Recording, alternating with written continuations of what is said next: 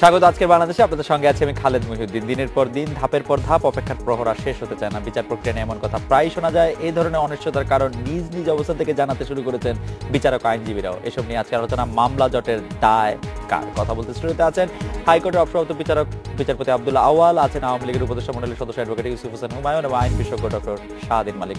স্বাগত আপনাদের। বিচারপতি আব্দুল্লাহ আওয়াল, আপনার কাছ থেকে জানতে চাইবো যে আমরা ৩০ লক্ষ মামলা এখন আমাদের পেন্ডিং, এর জন্য আপনি প্রধানত কাকে দায়ী মনে করেন? প্রসঙ্গটি আসছে যখন প্রধান বিচারপতি সুরেন্দ্র কুমার সিনহা বলছেন যে এর দায় ৬০ থেকে ৭০ ভাগই আইনজীবীদের নিতে হবে। তারা সময় চান, তারা মামলায় সময় ক্ষেপণ করেন এবং বিভিন্ন সময় মামলায় তারা আসলে যথেষ্ট পরিমাণে প্রস্তুতি নিয়ে আসেন না বলে শোনা যায়। আপনার অভিজ্ঞতা আপনি কি বলেন? আইনজীবী এবং বিচারক দুটি ভূমিকাতে আপনি সর্বোচ্চ আদালতে কাজ করেছেন। দেখেন,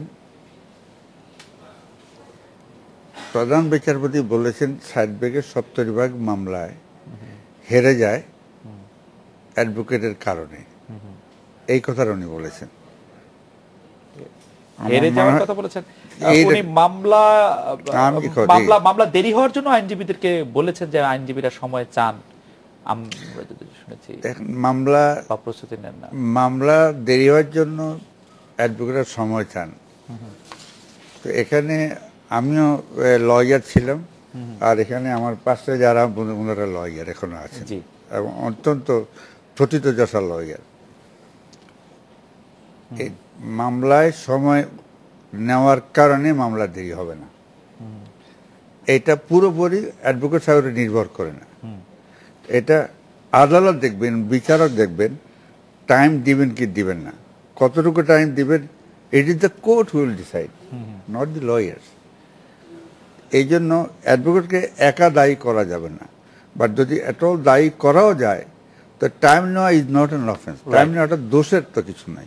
রাইট রাইট আপনি ঠিকই বলেছেন যে তিনি বলেছেন বিচারপ্রার্থীরা ৬০ থেকে ৭০ ভাগ মামলা আইনজীবীদের ত্রুটির কারণে হেরে যান, আইনজীবীদের ত্রুটির কারণে। তিনি আরো যে কথাটি বলেছেন যে নিম্ন আদালতে দুপুরের পর কোর্টে কোনো আইনজীবী থাকেন না, জুনিয়রদের নিয়ে শুধু সময় নেন। আবার করা একজন বিচারক পড়লে তাকে তাড়ানোর জন্য বার থেকে বিভিন্নভাবে আন্দোলন শুরু করেন আইনজীবীরা। এভাবে চললে তো মামলার জট বাড়তেই থাকবে। আগামীতে আরো ভালো আইনজীবী তৈরিতে বাংলাদেশ বার কাউন্সিল কঠিন পরীক্ষা ব্যবস্থা গ্রহণ করতে পারে বলে তিনি উল্লেখ করেছেন। এই বিষয়ে কি আপনি কোনো মন্তব্য করবেন? এটা এখন দেখেন, দুপুরের পরে অ্যাডভোকেট সাহেব থাকেন না, এই কথাটা খুব যথোপযুক্ত নয়। আইনজীবীরা তো উদাসীন নয়, ওনারা তো দায়িত্বশীল ব্যক্তি। ওনারা তো ওনার মক্কেলের পক্ষে এই মামলা গ্রহণ করেছেন। এটা ওনার ইনকামবেন্ট ডিউটি, ওনার কর্তব্য হচ্ছে মামলাটা পরিচালনা করা। এখন দেখ, আমি যদি এখানে বসে অ্যাডভোকেট সাহেব আসছে না বলে কোর্টের দায়িত্বটা কি? কোর্ট তো তার নিজস্ব গতিতে বিচারটা চালিয়ে যাবেন, বিচার ব্যবস্থাটা উনি চালিয়ে যাবেন। আর আরেকটা হচ্ছে, অ্যাডভোকেট সাহেব থাকলো কি থাকলো না, এটা তো কোর্টের উপরে নির্ভর করবে। রাইট, যে অ্যাডভোকেট সাহেব তো হলো মক্কেলের পক্ষে কথা বলবেন, আর আপনি যেই বিচারক আছেন বা বিচারপতি আছেন, ওনার সমস্ত রেকর্ড আছেন, উনি ওইটার দেখে যদি সব কিছু ঠিক থাকে, মামলাটার প্রস্তুত যদি থাকে, তাহলে উনি বিচার করে দিবেন, বিচারটা যদি করে দিবেন। অ্যাডভোকেট না থাকার কারণে তো বিচারটা যদি স্টপ করে রাখবেন না, বিচারটা পরিচালনা করা, বিচারটা তো চালু রাখা, এটা তো বিচারকের দায়িত্ব। অ্যাডভোকেট ইউসুফ হোসেন হুমায়ুন, আপনি অনেক দিন ধরে বার কাউন্সিলের সঙ্গে আছেন, বার কাউন্সিলের পরীক্ষা নেওয়ার প্রক্রিয়ার সঙ্গে আছেন। আমি আবারও প্রধান বিচারপতি সুরেন্দ্র কুমার সিনহাকে একটু উদ্ধৃত করতে চাই। উনি বিচারকদের প্রশ্ন করেছিলেন যে আপনারা কোর্টে ওঠেন না, বিচার করেন না এবং ডায়েরিতে কেস রাখেন না। ওনারা তখন একে একে বলা আরম্ভ করলেন, বললেন যে আমরা যদি সময়ের দরখাস্ত না মঞ্জুর করি ওনারা খুব রূঢ় ব্যবহার করেন আইনজীবীদের প্রসঙ্গে। উনি বলছেন লাঞ্চের পর ওনারা কোর্টে থাকেন না, থাকতে চান না, প্রত্যেকটা প্রত্যন্ত অঞ্চলে বিচারপতিরা কোর্টে চলে আসে, এরকম কথা উনি বলছেন। এবং আরো কিছু কথা বলেছেন, আপনি নিশ্চয়ই শুনেছেন যে আপনার কোর্টে আসার আগে আপনারা পড়াশোনা করে আসেন, একজন বিচারক হাত দেওয়ার সাথে সাথে পয়েন্ট কি প্রশ্ন করলে আপনারা উত্তর দিতে পারেন না, এখন আইনের শাসন প্রতিষ্ঠা কিরকম হবে, তিনি আইনজীবীদের উদ্দেশ্যে এসব কথা বলেছেন। দেখুন, আমি যে সবার কথা বলেন শনিবার, সেই সভায় আমি উপস্থিত ছিলাম। Right right. তো আমি শুনেছি অনেক সময় বক্তৃতা হয়েছে। বিষয়টা হলো যে একটু গোলমেলে হয়ে গেছে প্রেজেন্টেশনে, প্রেসের মধ্যে। কারণ হলো যে জেলা পর্যায়ের কোর্টগুলি সম্বন্ধে বলেছেন একভাবে, আর সুপ্রিম কোর্টের কথা বলেছেন অন্যভাবে। তো সুপ্রিম কোর্টের ব্যাপারে এটুকু বলতে, যেটা আমাদের মাননীয় বিচারপতি আবুল সাহেব বললেন, যে তিনি একসময় আইনজীবী ছিলেন, বারের সেক্রেটারি ছিলেন সুপ্রিম কোর্টের। সেটা হলো যে এখানে আমাদের সুপ্রিম কোর্ট অঙ্গনে যেটা, সেখানে কিন্তু বিকেলবেলা লয়ার আসেন না, চলে যান, এটা কিন্তু সঠিক না। অ্যাডভোকেট ইউসুফ হোসেন হুমায়ুন, এটা বোধহয় জেলা সম্বন্ধে জি, অ্যাডভোকেট ইউসুফ হোসেন আপিল বিভাগ সম্পর্কে প্রধান বিচারপতি কি বলেছেন এটা একটু দেখেন। আপিল বিভাগে আমি 11টা পর্যন্ত কিছু আইনজীবী পাই, বিরতির পর আমার প্রত্যেক দিন এখন প্রায় 25 থেকে 30টি মামলা ডিসমিসড ফর ডিফল্ট করতে হচ্ছে, আপনারা আসেন না। আগে বলা হতো আপিল বিভাগে মামলা লিস্টে আনার জন্য তদবির করা হয়, অনেকে বলছে টাকা পয়সা খরচ করে আনা যায়নি, এখন শোনা যাচ্ছে তদবির করে মামলার লিস্টে না আনার জন্য। দেখুন, এখানে আমি কিন্তু আমার কৈফিয়ত আছে, প্রধান বিচারপতি ডকুমেন্টস বলেছেন আর কি। আমি তাকে বলবো না যে সঠিক বলেন, আমি যেটা বলবো যে সঠিকই বলেছেন। কিন্তু প্রশ্নটা হচ্ছে যে পয়লা জানুয়ারির পর থেকে যে একটা অচল অবস্থা, অবরোধ এবং হরতাল ছিল, অনিশ্চয়তা, তার কারণে অনেক লয়ার আসার অনেক দূরে থাকেন, আসা নেই, যাওয়ার নিয়ে সমস্যা, আতঙ্ক, সব মিলেই কিন্তু অনেকে অ্যাবসেন্ট থাকতেন। এইটা কিন্তু বাস্তব সেটা, কিন্তু এখন কিন্তু জিনিসটা সেভাবে আর নাই। আমি আজকেরও গেছি, সেটা নাই। তবে আমি আশা করি যে প্রধানমন্ত্রী যে সিনসিয়ারিটির সম্বন্ধে প্রশ্ন করবো না, সঠিকভাবে বলছেন যে না হলে আইনের শাসন চলবে কি করে, কোর্টে যদি না চলে, হি ইজ রাইট। কিন্তু কথা হচ্ছে যে অবস্থাটা পরিবর্তন, ওই সেই সময়ের কথা বলছেন তিনি তার নিজের অভিজ্ঞতা থেকে, সেটা আমি তার সাথে দ্বিমত পোষণ করবো না। তবে এটুকু বলবো যে ইদানিং মানে এখন সেই অবস্থাটা ওইভাবে নাই। তবে একজন তো চাই, অনেকে 9টার সময় আসতে পারে না। ধর আজকের কথা বলছি, যেভাবে যানজট, আমি নিজের কথা বলছি, আমি ধাননগর থেকে যদি 1 ঘন্টা লাগে আপনার ভাইকোর্টে পৌঁছতে, আনসার্টেন হয়ে যায়, কোর্ট উঠে 9টায়। এই জিনিসটা আমাদের মাথায় রাখতে হবে। সেজন্য সময় চাওয়া হয়, কিন্তু সময় অনেক সময় দেওয়া হয় না।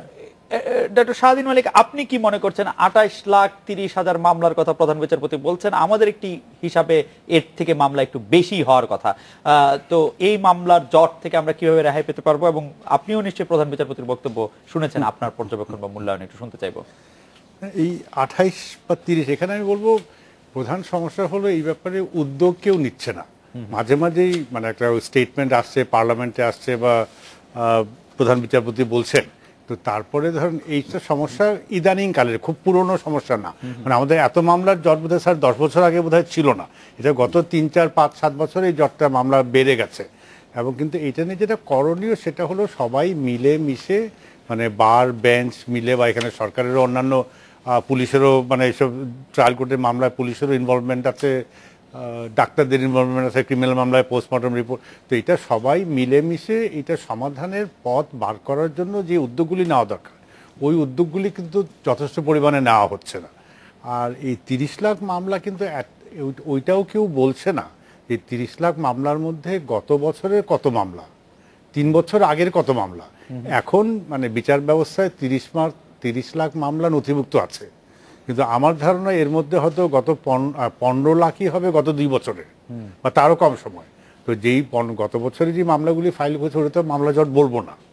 তো এর মধ্যে ওইটা আমরা খুব ঢালাওভাবে এই জিনিসটাও যেটা করে ঠিক গত বছরে 15 লাখ হবে না স্যার, কারণ হচ্ছে যে আমি আজ থেকে আরো 14 বছর আগে প্রথম আলোতে প্রতিবেদন করেছিলাম, সেই সময় মানে সংখ্যাটা ভীতিকরই ছিল। কারণ তখন কে একজন জানি আমাকে হিসাব করে দেখিয়েছিলেন যে প্রতিদিন যদি 18 ঘন্টা করে বিচারকরা, প্রত্যেক বিচারক আসলে মামলা 18 ঘন্টা করে ডিসপোজ অফ করেন, তাইলেও এটা 100 বছর লেগে যায়। না, আমার হয় এগুলি, এই হিসাবগুলি ঠিক না। ঠিক না, মানে আমাদের রাফলি আমি বলছি সারা দেশে প্রতি বছর গত 5 বছরে আমি জানি 10 থেকে 11 লক্ষ মামলা ফাইল হয় প্রতি বছর। হ্যাঁ, 10 থেকে 11 লক্ষ। তো তার মধ্যে এই 30 লক্ষর মধ্যে আজকে যদি বলি 30 লক্ষ, তার মানে আজকের থেকে পিছনের গত বছরের মে থেকে আজকে মেয়ের মধ্যে বড় লাগে 10 লক্ষ মামলা আছে। আচ্ছা, 5 বছরের পুরনো মামলায় 30 লাখের মধ্যে কত হতে পারে? হ্যাঁ, 5 বছর আমার ধারণা এর মধ্যে হয়তো 4-5 লাখ হতে পারে, 4-5 লাখ হতে পারে, মানে যেটা আসলে জটের মধ্যে পড়েছে 4-5 লাখ। হ্যাঁ, এটা আসল জট ওই মানে সময় অনুযায়ী ওই সেগ্রিগেশনটা কেউ করছে না। এটা খুব মানে প্রত্যেক মামলার নাম্বারের পরে আপনি জানেন যে সাল বলা থাকে, যে কোনো মামলা মানে সাল বলা থাকে, অথবা সাল দেখে এটা বার করা যায় যে আমাদের কত, এবং ওইটাই আমি বলছিলাম যে কথা, উদ্যোগটা কেউ নেওয়া হচ্ছে না। আর এই উদ্যোগটা নেওয়া যেটা হয়তো বিচারপতিরা এটা পছন্দ করবেন না, কিন্তু দুনিয়াতে হয় কি এইসব ব্যাপারে উদ্যোগ নেওয়ার জন্য আমাদের 80 জন বা 50 জন বিচারপতি আছেন, উনাদের মধ্যে থেকে 5 জন বা 10 জনকে 2 বছরের জন্য আলাদা করে দিতে হয় যে আপনারা যে উদ্যোগগুলি নেওয়া দরকার বিচার না করে ওই উদ্যোগ নেবেন। ওইরকম জেলা পর্যায়ে ওরকমকে আলাদা, সারা দুনিয়াতে এইভাবে করে। কিন্তু আমাদের বোধহয় একটা বিচারকদের বা বিচারপতির মধ্যে ধারণা হয়ে গেছে যে আমাকে যদি বিচার কার্য থেকে অন্য দায়িত্ব দেওয়া হয় তাহলে এটা বোধহয় আমার মান সম্মানের ব্যাপার হবে, এটা খুব নেগেটিভলি না হয়। কেন না হয় আমি জানি না, কিন্তু দুনিয়ার সব দেশে কিন্তু এই প্রশাসনিক দিকগুলি দেখার জন্য, আর আমাদের কিন্তু মানে লোয়ার জুডিশিয়ারির অনেক লোক, মানে অনেক বিচারক ধরেন মিনিস্ট্রিতে আছেন, মিনিস্ট্রিতে প্রেশনে আছেন, রেজিস্ট্রার বিল্ডিংয়ে প্রেশনে আছেন, বিভিন্ন কাজে প্রেশনে তারা আছেন, এবং অন্যান্য মন্ত্রণালয়ে, আমি লোয়ার জুডিশিয়ারির কথা বলছি। তো এইরকম কিছু লোককে যদি সাথে সাথে বারের কিছু নেতৃত্ব দিয়ে এই প্রেশনে দিয়ে যে মামলার জট কমানোর জন্য কি ধরনের বুদ্ধি বার করা যায়, কি ধরনের পদক্ষেপ নেওয়া যায়, ওই কাজগুলি করা হচ্ছে না, ফলে কিন্তু এই জটগুলি আরো ঘনীভূত হচ্ছে। জাস্টিস আব্দুল আউয়াল, আপনি কি বলবেন যে এই যে বিচারের যে বিভিন্ন রকম ধাপ রয়েছে, সর্বোচ্চ আদালতে আসার আগেও তো সেগুলি অনেকগুলি ধাপ পার হয়, আপনারা যখন সর্বোচ্চ আদালতে বিচার করেছেন তখনও আসলে বিভিন্ন ধাপের সহযোগিতা বা সক্রিয়তা আপনাদের প্রয়োজন হয়, সেই ক্ষেত্রে কি আপনারা মানে সুষমভাবে দায়িত্ব পালন করতে পেরেছেন, নাকি আপনারা দেখেছেন বিভিন্ন কারণে আসলে ডিলে হচ্ছে, শুধু আইনজীবীদের কারণে না, অন্যান্য কারণে? দেখুন যে বিভিন্ন ধাপ আছে, সবগুলো ধাপ আমি এই জায়গায় বসে এক্ষুনি এক্সপ্লেন করতে পারবো না, কিন্তু যে ডিলেটা হচ্ছে যে এটা ধরেন সুপ্রিম কোর্টের একরকম হবে আর ডিস্ট্রিক্ট কোর্টে একরকম, দুইটাকে এক করে দেখানো যাবে না। তো এখানে যে সুপ্রিম কোর্টে যে 80-90 জন বিচারপতি এখন আছেন, এটা গত কয়েক বছর বাড়তে পারে, এটা সংখ্যা অনেক কম। আমরা যখন বিচারপতি তখন 30-32 জন ছিলাম। এখন এখানে নতুন নতুন লোক বিচারপতি নিয়োগ প্রাপ্ত হয়েছেন। এখন এই কোন বিচারপতি বা কোন বিচারপতি, এগুলো বিভিন্ন বেঞ্চ আছে, সিঙ্গেল বেঞ্চ আছে, ডিভিশন, দুইজনে মিলে হলে ডিভিশন বলে, একজনে হলে সিঙ্গেল বেঞ্চ বলে। কোন বেঞ্চ কি মামলা করবেন এটা চিফ জাস্টিস ঠিক করে দেন। এটা ওনার ডিসক্রিপশন, ওনার প্যারোগেটিভ। এখানে আমাদের বা অন্য কারো কিছু বলার করার, তবে সেখানে একটা আছে, এটা আমাদের প্রধান বিচারপতি মহোদয় যদি একটু ভালোভাবে অ্যাটেনশন দিয়ে মনোযোগ দিয়ে যদি করে বেঞ্চ কনস্টিটিউশনটা, তাহলে মামলার জট কমবে বা ডিসপোজাল সংখ্যা বেড়ে যাবে। বেঞ্চ কনস্টিটিউশনের কথা বলছিলেন অ্যাডভোকেট ইউসুফ হোসেন হুমায়ুন, এই বিষয়ে একটু আপনার কাছে জানতে চাইবো যে প্রথম কথা হচ্ছে যে বেঞ্চ কনস্টিটিউশন নিয়ে নানা ধরনের কথা শোনা যায়, আপনিও অনেক নিশ্চয়ই শুনেছেন। পাশাপাশি আরো একটি যে বিষয়, বিচারক নিয়োগের প্রক্রিয়া কি নিম্ন আদালতে কি সর্বোচ্চ আদালতে, সেই প্রক্রিয়া নিয়ে নানা ধরনের প্রশ্ন ডক্টর শাহদ্বীন মালিক তুলেছেন নানা সময়, আরো যারা আছেন তারা নানা সময় এগুলি তুলে থাকেন। এর কোনো উন্নতি হচ্ছে কিনা, নাকি এটি ঠিক পর্যায়ে আছে, আপনার বিশ্লেষণ একটু শুনবো। আমরা একটা বিরতি নিয়ে ফিরি আপনার কাছে। ফিরে এলাম আজকের বাংলাদেশে। অ্যাডভোকেট ইউসুফ হোসেন হুমায়ুন, সুপ্রিম কোর্টে বিচারক নিয়োগ প্রক্রিয়া এবং নিম্ন আদালতেও বিচারকের যে নিয়োগ প্রক্রিয়া, সেগুলি নিয়ে নানা ধরনের প্রশ্ন আছে। বিচারক নিয়োগ প্রক্রিয়া নিয়ে একটি নিয়ম অনুসরণ করার কথা সুপ্রিম কোর্টে, এবং নিম্ন আদালতের ক্ষেত্রে যে এটি প্রশ্ন, সেটা হচ্ছে যে খুব বেশি পরিমাণে মেধা আকৃষ্ট করা যাচ্ছে না জুডিশিয়াল সার্ভিস নিয়ে। দুটি বিষয়ে যদি আপনি একটু পর্যবেক্ষণ বলতেন। দেখুন, সুপ্রিম কোর্টের বিচারক নিয়োগের ব্যাপারে আমাদের মাননীয় বিচারপতি একজন উপস্থিত আছেন, উনি অ্যাপয়েন্টেড হয়েছেন from the bar, he was a lawyer basically.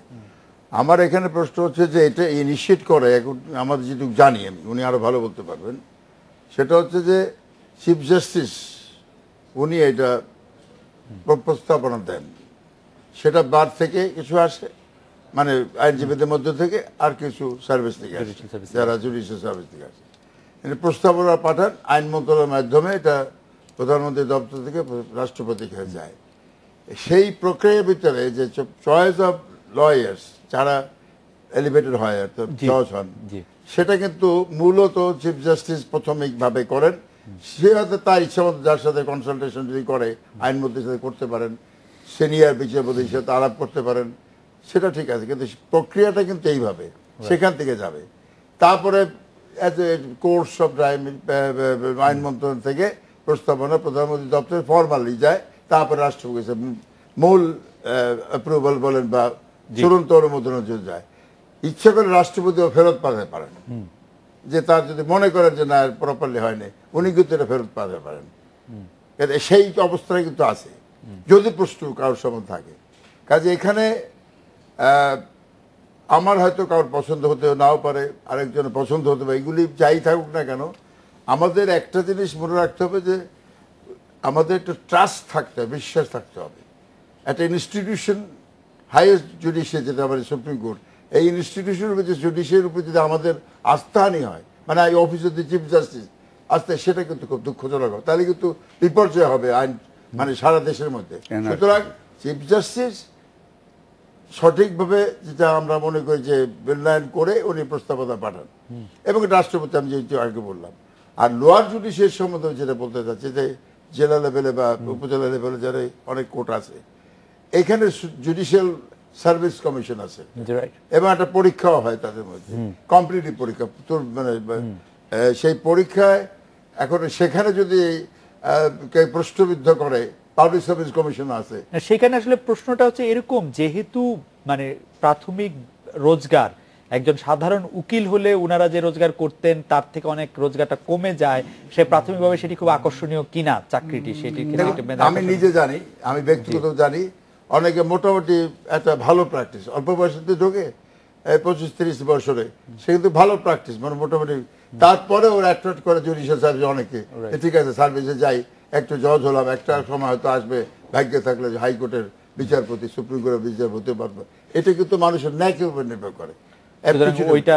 এখন হ্যাঁ, আমি যদি আমার যে ধারণা, ঢাকা ইউনিভার্সিটির ছেলে মেয়েদের সাথে একটু যোগাযোগ আছে বা ইয়াং গ্রুপের সাথে, এখন ঢাকা ইউনিভার্সিটি ধরেন, মানে ঢাকা কথা পাবলিক, চিরাং, রাজশাহী ইউনিভার্সিটি, মানে এক বছরে মিলে যদি 50 জন বিভিন্ন ইউনিভার্সিটি, পাবলিক ইউনিভার্সিটি ভালোগুলি থেকে ফার্স্ট ক্লাস পায়, আমার ধারণা কিন্তু 40 জনই জুডিশিয়াল সার্ভিস পরীক্ষায় বসছে, 10 জন বসছে না।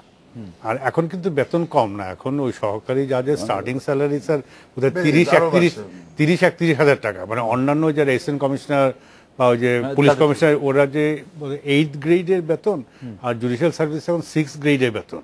তো সব মিলে ধরেন একটা ছোট জেলা শহরে আপনি সহকারী জাজ প্লাস 30,000 টাকা বেতন পাচ্ছেন, এই শহরে 5,000 টাকার বেশি ভাড়া দেওয়ার বাড়ি নাই। তো এটা আমার মনে হয় যে এখন আর যারা ওটা আমি শুনেছি যে সেপারেশনের ভালো দিক, সেপারেশনের কারণে ইয়াং যারা পাশ করছে গ্র্যাজুয়েটরা ওই ইউনিভার্সিটি থেকে, তারা মনে করছে যে সেপারেশনের জন্য তাদের এখন স্বাধীনতা বেড়েছে। ফলে 2007-08 পর থেকে কিন্তু খুব ব্রাইট, মানে খুব ভালো রেজাল্ট করা পাবলিক ইউনিভার্সিটির ছেলে মেয়েদের কিন্তু জুডিশিয়াল সার্ভিসে আগ্রহ দুইটা, একটা হলো ওই সেপারেশনের কারণে তারা মনে করছে এইটা স্বাধীন হয়েছে, অনেক মানে সুযোগ সুবিধা বেশি, প্লাস অন্যান্য যে কোনো বিসিএস দিয়ে যে সরকারি চাকরি, ওর তুলনায় কিন্তু এখানে ইনিশিয়াল স্যালারিটাও বেশি, এটাও আপাতত সবাইকে আকৃষ্ট করছে। এখন কিন্তু আমার মনে হয় এই ট্রেন্ডটা চললে আমার মনে হয় ওখানে অনেক মানে ইয়াং ব্রাইট ছেলেমেয়েরা। তার মানে বিচারক নিয়োগের ক্ষেত্রে আপনি মানে বিচার আদালতের কথা বলছেন, সুপ্রিম কোর্টের বিচারক নিয়োগ নিয়ে কি আপনার কোনো পর্যবেক্ষণ বা মতামত আছে? হ্যাঁ, অবশ্যই অবশ্যই। এটা যদি বড় দাগে, স্যার তো জানেন, আপনারা অনেক বেশি জানেন, বড় দাগে যদি এরকম কাউকে ছোট না করে আমি যদি বলি যে এই ইনফর্মাল প্রসেস যেটা ছিল 1972 থেকে 2000 পর্যন্ত, যত বিচারক ইনফর্মাল প্রসেসে এই প্রধান বিচারপতি তার বিবেচনায় বা কারোর সাথে কনসাল্ট করে, ওই ধরনের কোনো পরীক্ষা নাই বা ওই ধরনের কোনো রিজিড কোনো কোয়ালিফিকেশন নাই। এই 28 বছরে আমাদের প্রথমে কোনো বিচারপতি নিয়োগে হয়তো 2-1 ব্যাপারে 2-1টা প্রশ্ন উঠতে পারে, বা 30 বছরে কোনো প্রশ্ন উঠে নাই। কিন্তু 2000 থেকেই এখন এই গত 15 বছরে নিঃসন্দেহে এটা দলীয়করণ হয়ে গেছে, এবং এই 15 বছরে মানে সব ধরনেরই সরকার ছিল, তত্ত্বাবধায়ক সরকার ছিল, বিএনপি সরকার ছিল, আওয়ামী লীগ সরকার ছিল, আছে। এই গত 15 বছরে এখন ইনক্রিজিংলি এত দলীয়করণ হয়েছে যে আমি তো বলবো গত 5 বছরে যেই দল ক্ষমতাসীন আছে সেই দলের সাথে জড়িত না বা সেই দলের সাথে সহানুভূতি সম্পর্ক না এমন বোধহয় কেউ বিচারপতি, হয়তো আমার ভুল হতে পারে, থাকতে পারে। শাহজিদ মালিক, আপনি এটা যদি আরেকটু ব্যাখ্যা করতেন যে ধরেন মার্কিন যুক্তরাষ্ট্রে সব জাজই তো দলীয় জাজ এবং তারা কোনোদিন তাদের দলের পরিচয় গোপন করতে চেষ্টা করেন না। তারা মানে এক ধরনের ভোটের মাধ্যমে আসলে নির্বাচিত হন, এক ধরনের গণতান্ত্রিক প্রক্রিয়ায়। তো অসুবিধা কোথায় যদি দলীয় লোকও নিযুক্ত হন? তো মানে তো কোনো অসুবিধা কিছু হয় কি, মানে যেটা ধরে নেওয়া হয়, মানে আমিও তো অনেক বছর ছিলাম, মানে অ্যাপয়েন্টমেন্ট, আর ওখানে যেটা হয় মানে বিচারপতি নিয়োগে সারা দেশব্যাপী পাবলিক টেলিভিশনে কিন্তু ওপেন ইন্টারভিউ হয়। মানে যে ধরেন প্রেসিডেন্ট কিন্তু নিয়োগ দেয় না, প্রেসিডেন্ট ধরেন আপনাকে নমিনেশন দিল যে আপনাকে সুপ্রিম কোর্টের বিচারপতি নিয়োগ করতে চায়, তো তখন ওই সিনেটর 9 জন সিনেটর এরকম বসে, আপনি ওখানে বসবেন, সারা দেশের লোকে টেলিভিশনে দেখছে, এবং তখন যে কোনো লোকে আপনাকে প্রশ্ন করতে পারে যে আপনি ম্যাট্রিক কোন ডিভিশনে করেছেন, ইন্টারমিডিয়েট কোন ডিভিশনে করেছেন, কয়টা, ওই যে বললাম বড় মামলা কয়টা করেছেন, ছোট মামলা কয়টা করেছেন। আপনার সারা দেশে আমি দেখেছি যেই ভদ্রলোকে প্রেসিডেন্ট নমিনেট করেছে একেবারে 2 দিন সকাল 10টা থেকে বিকাল 5টা পর্যন্ত তাকে জেরা করা হয়েছে। ওই জেরায় পাশ হয়ে আসতে পারলে, আমার মনে আছে একটা দেখেছিলাম একজন ভদ্রলোকের খুঁত পাওয়া গিয়েছিল 30 বছর আগে, ওই লালবাতির মধ্যে দিয়ে গাড়ি চালিয়ে চলে গেছিলেন, ওই জন্য তাকে $20 ফাইন করা হয়েছিল। ওইটা এসে তাকে মানে ওই একটা অভিযোগের জন্য তার বিচারপতি নিয়োগ প্রায় বাতিল হয়ে যায়। যেই লোক 30 বছর আগে হলো কিন্তু গাড়ির তো মানে ট্রাফিক লাইট মানে নাই এবং এই জন্য $20 জরিমানা খেয়েছে। তো ওইটা পার হয়ে যদি হতে চান যত বড় পলিটিক্যাল লোক হোক, মানে কেউ আপত্তি করবে না। তো আমেরিকাতে পলিটিক্যাল ইয়েস, কিন্তু ওই যে পাবলিক স্ক্রুটিনি টেলিভিশনে, তার মানে হচ্ছে যে পলিটিক্যাল হলেও আসলে স্ক্রুটিনিটা খুব গুরুত্বপূর্ণ। বিচারপতি আব্দুল আওয়াল, আপনার কাছে জানতে চাইবো যে আপনি মানে বিচার বিভাগ আসলে কাগজে কলমে, যদি আমি জাস্টিস মুস্তফা কামালের রায় ধরি 1998 সালে, কাগজে কলমে সেটাকে পৃথক করা ধরি 2007-08 দিকে, তারপরও অনেক বছর পার হয়ে গেছে, বিচার বিভাগকে স্বাধীন মনে হয় কিনা? আপনার পারসেপশনটা কি? খুবই কঠিন, খালেদ অনেক কঠিন প্রশ্ন করলেন। স্বাধীন, আমি একটু কথাটা ঘুরিয়ে বলি একটু। সেটা হচ্ছে ধরেন স্বাধীন মালিকও সুন্দরভাবে বলেছেন, কিন্তু কোথাও কাউকে আঘাত করতে চান না, ভদ্রলোক মানুষ ভদ্রভাবে কথা বলেছেন। বিচারপতি নিয়োগে দলীয়করণে যে কথা আসে, দল থেকে বিচারপতি নিয়োগে কোনো রকমের অসুবিধা নেই, এটা সকলেই স্বাগত জানায়। কিন্তু বিচারপতি কাকে করবেন এটা হলো ক্রাইটেরিয়া, এটা আসল। তো বিচারপতি নিয়োগ করেন কে, এটা আমি মনে করি এটা এই মাদার জাস্টিস রুহুল আমিন সাহেব যখন নাকি চিফ জাস্টিস ছিলেন তখন এটার উপর একটা মামলা হয়েছিল, এটা বিচারপতিদেরকে নিয়েই, ও যে চাকরি চলে ওটা ওগুলা কথাগুলো উঠাতে চাই না। তো তখন একটা ক্রাইটেরিয়া ঠিক করে দিয়েছেন, সেই ক্রাইটেরিয়াতে একটা হচ্ছে সরকার তদন্ত করে দেখবে ওর কোথায় তার অবস্থানটা কি, ভালো কি মন্দ এটা দিবে, আর বাকিটা দেখবে চিফ জাস্টিস পায়। তো আমাদের বাংলাদেশ হওয়ার পরে এই পর্যন্ত যত চিফ জাস্টিস যতজন হয়েছেন তার মধ্যে 3 জন কি 4 জন বোধহয় সার্ভিস থেকে আসছেন, আর সকলেই বাহার থেকে। তো বাহার থেকে যে চিফ জাস্টিস হচ্ছেন তিনি তো বাহারের সব লয়াররা জানেন, চিনেন। হি ইজ দি পার্সন, কাকে নিবেন না নিবেন, সে দল করুক, ওদের এফিসিয়েন্ট কিনা, দক্ষ কিনা, সৎ কিনা, এটা এন্টায়ারলি চিফ জাস্টিস দেখবেন। He is the man who will do this job, উনি অ্যাপয়েন্টমেন্ট দিবেন। এখন দলীয়করণের জন্য কোনো অসুবিধা আমি নিজেও মনে করি না, কেউ মনে করি না, আমি জানি না। দল থেকে তো আসবে, দলের বাইরে এখন লোক পৃথিবীতে, কেন বাংলাদেশের লোক তো অনেক কম আছে, দলের বাইরের লোক তো এখন নাই বললে চলে। ভিতরে কনসার্স পিপল যারা, তারা সকলেই কম বেশি দল করেন, কেউ হয়তো আন্ডারগ্রাউন্ডে করেন, কেউ ওপেনলি করেন। দলীয়করণে কোনো অসুবিধা নেই, কিন্তু যাকে নিচ্ছেন তিনি সৎ কিনা, তিনি বুদ্ধিমান কিনা, জ্ঞান আছে কিনা, লেখাপড়া জানা আছে কিনা, এইটুকুই দেখার বিষয়। It is exclusively by the chief justice, এটা মনে করবেন। স্যার যেটা বলেছেন অবশ্যই যে হ্যাঁ দলীয় হলে যে খারাপ হয়ে যাচ্ছে বলি নাই, কিন্তু অন্য যে যোগ্যতাগুলি হয়তো তখন ধামা চাপা পড়ে যাচ্ছে। আর নিয়োগ প্রক্রিয়া আমি স্যার ফিলিপাইনে ম্যানিলাতে দেখে এসেছি, যে সহকারী বিচারক নিয়োগের ওইখানেও কিন্তু যে ইন্টারভিউ হচ্ছে 3 জন বসছে, আর যে সহকারী মানে লিখিত পরীক্ষা পার হয়ে আসছে ওইখানেও কিন্তু যে কোনো লোক গিয়ে পিছনে ওই ইন্টারভিউর সময় বসতে পারে। এক, দুই হলো প্রত্যেকটা ইন্টারভিউ মানে চাকরি যে মৌখিক পরীক্ষা, প্রত্যেকটা ইন্টারভিউ কিন্তু ভিডিও হচ্ছে।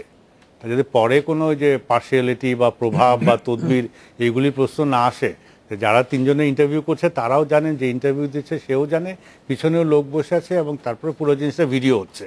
অতএব যাতে মানে সবাইকে একই প্রশ্ন করা হচ্ছে, সবাইকে একই ধরনের স্ক্রুটিনি করা হচ্ছে, সবাইকে একই ধরনের মানে সমস্যা দেওয়া হচ্ছে, ওইটা থাকে। এবং এইগুলি করলে আমাদের ইন্টারভিউ প্রসেসে যদি ভিডিও করে ফেলেন তাহলেই কিন্তু তখন ওই তদবির বাণিজ্য 2 দিনে শেষ হয়ে যাবে। দলীয়করণ প্রসঙ্গে আমি আবার একটু অ্যাডভোকেট ইউসুফ হোসেন হুমায়ুনের কাছে আসবো। আমরা একটা বিরতি নিয়ে যখন ফিরবো তখন আপনি জানেন যে বার কাউন্সিল নির্বাচন আসলে ভোটার তালিকার জটিলতার কারণে 20 মে থেকে 27 মেতে গেছে।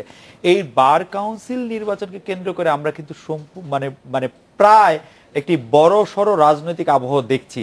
এই রাজনৈতিক বিভেদ, এমনিতেই আইনজীবীরা সবচেয়ে বেশি এই বিভেদের মধ্যে নেতৃত্ব দেন। এই বিভেদ আমাদের আইন পেশার জন্য কতটা সহকারী বা সহযোগী হচ্ছে, বার কাউন্সিল নির্বাচনকে সামনে রেখে প্রশ্নটি বেশিরভাগ জায়গায় উচ্চারিত হচ্ছে। আপনি নিশ্চয়ই এই সম্পর্কে কিছু বলবেন। আমরা একটা বিরতি নিয়ে ফিরছি আপনার কাছে।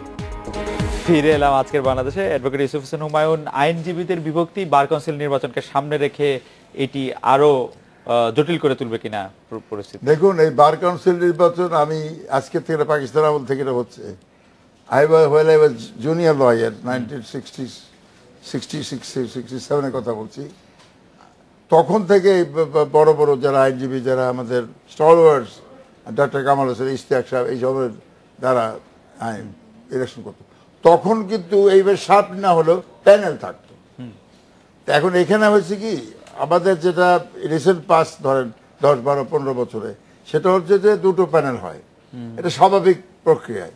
সে প্যানেলে একটার ভিতরে পজিশন অপোজিশনের ভিতরে থাকে, একটা বিএনপি সমর্থিত, আমাদের যে এখন যেটা আছে, আর একটা আওয়ামী লীগ সমর্থিত। আওয়ামী লীগ সমর্থিত সাথে আবার কিছু কিছু অঙ্গ দল বলে, অঙ্গ সংগঠন বা ছোট ছোট পলিটিক্যাল পার্টি থাকে, ওখানে থাকে। যেরকম জামায়াতে ইসলাম সমর্থন করেছে বিএনপি প্যানেলে। রাজনৈতিক পরিমণ্ডলের যে অবস্থায়, ওইটার রিফ্লেকশন কিন্তু বাড়ের, এটা উচিত না, কিন্তু হচ্ছে। এখন প্রশ্ন হচ্ছে যে এটা কতটুকু এফেক্ট করে। আমি আপনাকে সত্য করে, আমি ছিলাম এক সময়, আমি ওটা প্যানেল থেকে হয়েছি, কিন্তু হবার পরে কিন্তু ওই যে ছেলেটা ইন্টারভিউ দিতে আসছে, সে যুবদল করে বা বিএনপি করে, আমি আওয়ামী লীগ করি, কাজে বেশি পাস করে দিলাম, এইটা কিন্তু খুব একটা অতটা মানে I would say that openly করা হয় না। হয়তো কিছুটা 19-20 হতে পারে, সাম সর্ট অফ ফেভার, কিন্তু ওইটা কিন্তু বার কাউন্সিলে কিন্তু এফেক্ট। আর নির্বাচনের যে 2টি প্যানেল আপনি লক্ষ্য করে দেখবেন, যার যার সৌদের সাথে মুভ করছে, বারে যাচ্ছে। বার কাউন্সিলে অনেকদিন ধরে আপনারা নেই, এখনো কি এই অবস্থাটি বহাল আছে যে ধরেন খন্দকার মাহবুব হোসেনের নেতৃত্বে বার কাউন্সিল আছে, সেই ক্ষেত্রে পাস করানো বা ফেল করানোর ক্ষেত্রে রাজনৈতিক পরিচয়? এখানে আমি তো একটু আগে বললাম, কিছুটাতে করে না, আমি সেটা বলবো না, বাট আমি ওইটা বলবো না যে এটা রাজনৈতিক শুধু বিবেচনায় পাস করা, এটা ঠিক না। হয়তো কিছুটা সামান্যতম ফেভার হতে পারে, কিন্তু নট দি টোটালিটি। এই কিছু 2-4-5টা এটা সবসময় হয়, আজকের কথা না। যখন এটা ছিল না তখনও কিন্তু আমরা পার্সোনাল চয়েস, আমি যখন এক্সিকিউটিভ কমিটির চেয়ারম্যান ছিলাম, আমরা দেখলাম ঠিক আছে ওই ছেলেটাকে ভালো, আমি একটু আরেকজন একাত্তর করে না, 2-3 জন থাকে ইন্টারভিউ বোর্ডে, একটু বললা থেকে সেটা পাস করে দেন। যেরকম আমি বলি যে জজ সাহেবদের ছেলে পেলে যখন বলে দেব, তারাও কিন্তু ফেল করে রিটেনে ফেল করার পরে কিন্তু ভাই হয়। রিটেন কিন্তু এইভাবে হয়, আপনি জানেন এখন, সেখানে কিন্তু জানেও না কার খাতা কোনটা, কোড নাম্বারের মধ্যে হয়। কাজেই রিটেন পরীক্ষার পর যেটুকু ফেভার আপনি যেটা বলছেন, শুধু ভাইবার সময় বার কাউন্সিল কিচ্ছু করার নেই। এখন আরেকটি সিস্টেম হচ্ছে এমসিকিউ। এমসিকিউ আরো সমস্যা, সেখানে কিন্তু তার ফেভারের কোনো স্কোপই নাই। কাজেই যেটুকু হয় ওই ভাইবার সময়, তাও খুব প্রচন্ড ভাবে না। অ্যাডভোকেট সাজিদ মালিক, আপনি বার কাউন্সিলে নিশ্চয়ই আপনি ভোট দেন, আমি দেন কিনা আমি জানি না। ভোট দিলে আপনাকে আমরা ঠিক আওয়ামী লীগ পন্থী বা বিএনপি পন্থী যে 2টি প্যানেল সেটা জানি না, আপনি কিভাবে আপনার মানে আপনি কাকে ভোট দেবেন এটি বেছে নেন? কি প্রক্রিয়া, কি নিয়ামক আপনার মধ্যে কাজ করে? এখন বলা মুশকিল হয়ে গেছে, এখন ওই দলের বাইরে তো আর ভোট দিতে হবে না, আমি মোটামুটি ভাগাভাগি করে দিই। না যেটা হ্যাঁ ভাগাভাগি করে দিই না, যেটা বলছে আপনি যেটা বলছেন রাজনীতিকরণ, এখানে যে হ্যাঁ অবশ্যই স্যার যেটা বললেন যে সবসময় এটা মানে 2 প্যানেল হতো, কিন্তু এখন যেটা হয়ে গেছে যে ওই প্যানেলে কে থাকবে না থাকবে সেটা সর্বোচ্চ রাজনৈতিক পর্যায়ে ডিসিশন হয়।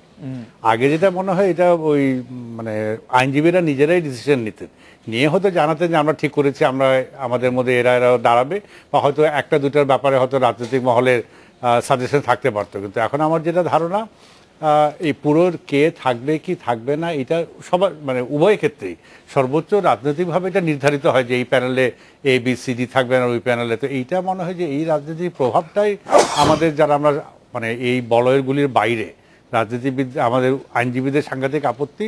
এবং ওইটাও যে ধরেন সুপ্রিম কোর্টে কে ভালো কে মন্দ এটা বাইরের লোকে কিছু নিশ্চয়ই জানে, কিন্তু সম্পূর্ণটা যদি বাইরের লোকে সিদ্ধান্ত নেয় তাহলে কিন্তু আমরা স্বাধীনতা আইনের শাসন যতই বলি ওখানে একটু গরমিল হয়ে যায়।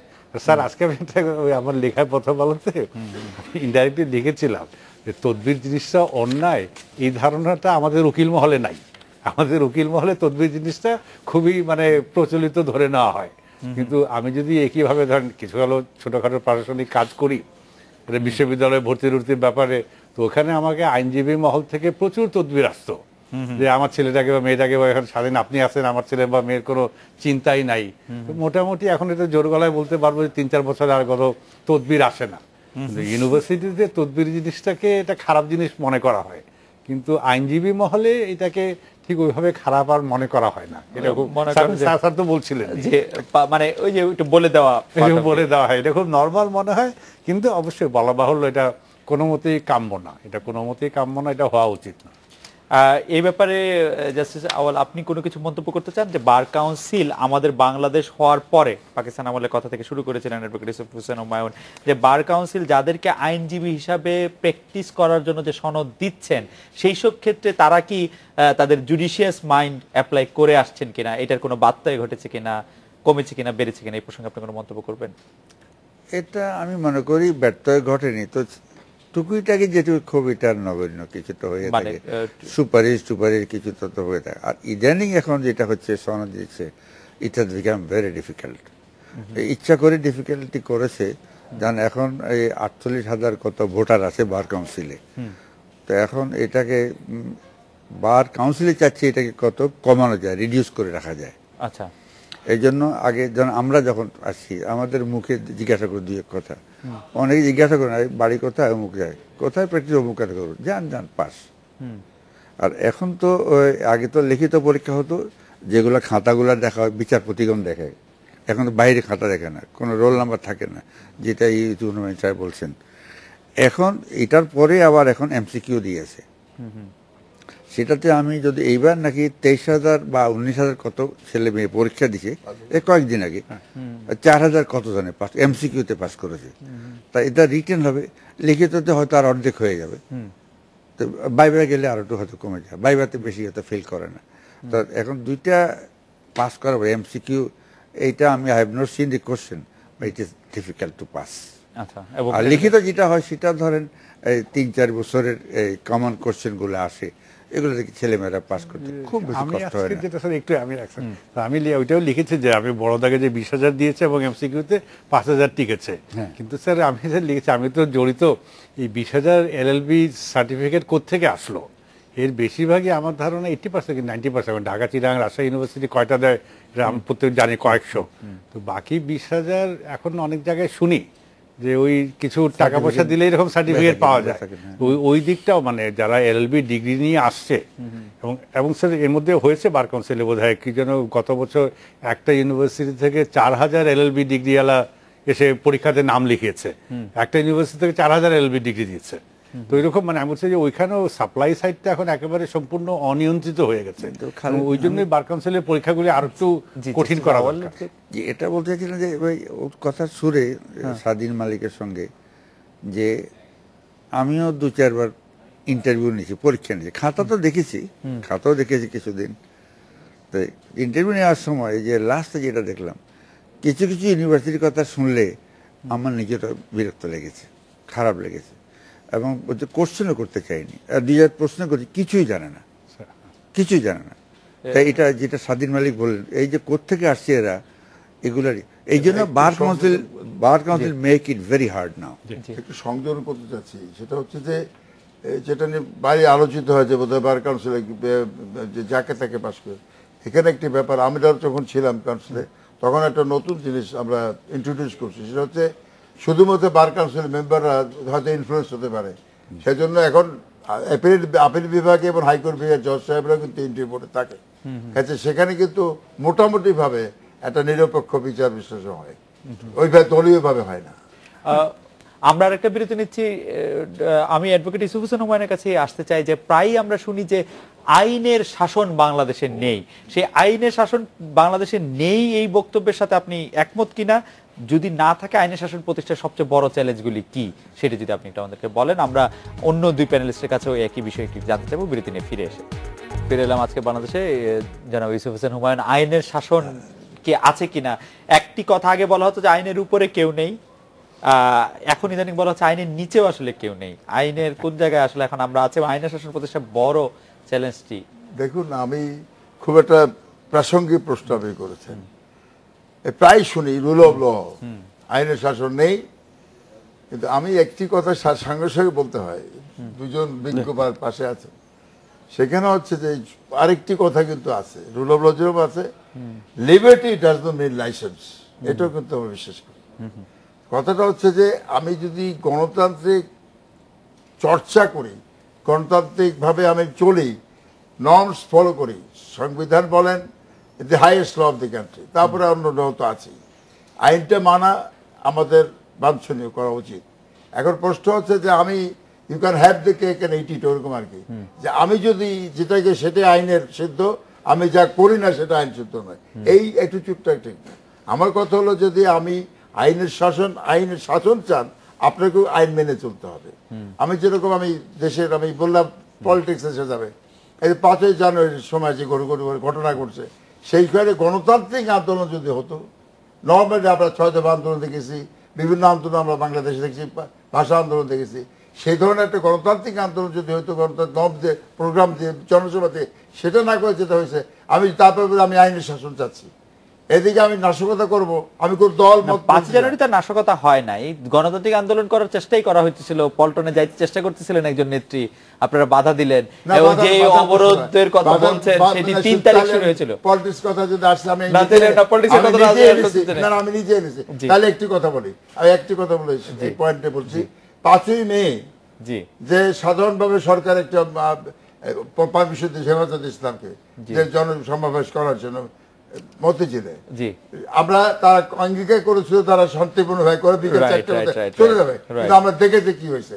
কাজে সেই প্রেক্ষাপটে তথ্যবোধ গোয়েন্দা তথ্যবোধ যদি বিশেষ করে যদি পারমিশন না দিয়ে থাকে শুধু ঢাকায়, অন্য জায়গায় তো হয়েছে, তাহলে সেটা সতর্ক, এটা তদন্তের অনুসন্ধানের ব্যাপার। হ্যাঁ, আমি সেদিকে যাচ্ছি না, আমি শুধু বলতে চাচ্ছি যেটা রুল অফ ল যারা চাইবেন, বলবেন, দাবি করবেন, তারাও কিন্তু আইনের প্রতি শ্রদ্ধাশীল হইতে হবে। আমরা যেটা দাবি করবো যে সেটা হচ্ছে আইনের চোখে সবাই সমান হতে হবে। এই বিষয়ে ডক্টর স্বাধীন মালিকের কাছে জানতে চাইবো যে আইনের চোখে সবাই সমান কিনা আমাদের এখন। আইনের শাসন আছে কিনা? অবশ্যই আছে, না থাকলে তো সমাজ চলতো না। অফিস আদালত চলছে, স্কুল কলেজ চলছে, মানে কোর্ট কাছারি চলছে, ব্যবসা বাণিজ্য চলছে, এবং সব জায়গায় নিয়ম মেনে চলা হচ্ছে। কিন্তু তার সাথে অবশ্যই এটাও সত্য যে অনেক জায়গায় অনেক নিয়ম মানা হচ্ছে না। এখন আপনি যে প্রশ্ন করেছেন, আমার মনে হয় আমাদের জীবনযাত্রার মান উন্নতি হচ্ছে, তার মানে কিন্তু লোকের প্রত্যাশাটা বেড়ে যাচ্ছে। বিলাত আমেরিকায় অনেক আইন বেশি মানা হয়, কারণ ওখানে জীবনযাত্রার মানটা অনেক উন্নত। আমরা উন্নত হচ্ছি এবং আমাদের কাছে ওই ব্যত্যয়গুলি এখন খুব চোখে ধরা পড়ছে। আগে অনেক জিনিস আমরা মেনে নিতাম, কিন্তু এখন ধরেন আগে যে মানে দেশের রাষ্ট্রপতি বা প্রধানমন্ত্রী একটা রাজা বাদশার মতো চালচলন করবে, ওইটা 20-30 বছর আগে বা 50 বছর আগে আমরা মেনে নিতাম।